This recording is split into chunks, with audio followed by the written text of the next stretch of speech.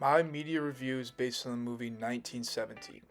This film was produced on December 25th, 2019. When it got released, it was almost like a shot in the dark. Instead of going the traditional movie route with editing the film, the producers decided that the movie will be shot in one continuous clip. This movie quickly became very popular and has won many movie awards. 3 of them were at the Oscars. In the clip I'm about to show you, the main character, Corporal William Schofield, is running out of a trench and is running across the battlefield to give a message to stop the attack. While this is happening, there are many explosions and other soldiers running around him. This then makes my argument that a raw and uncut film is more realistic and entertaining than if it were to be edited. The famous clip that you are about to watch shows that directly. He's further up the line. What's that? 300 yards. He's in a cut and cover. You'll have to wait until the first wave goes over. No, I can't.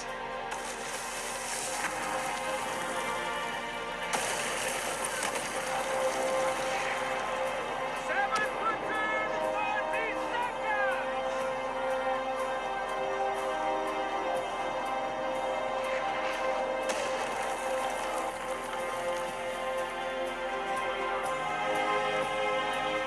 Can't possibly make it that way, man. You're bloody insane.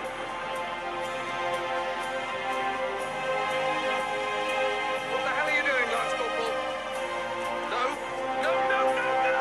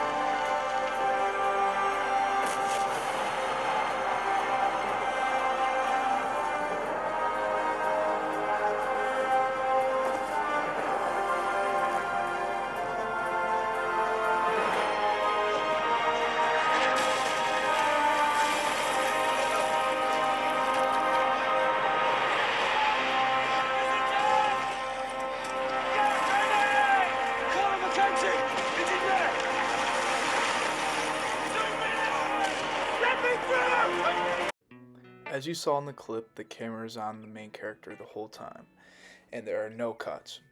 There's a lot going on with explosions and soldiers running by him, so it seems very realistic.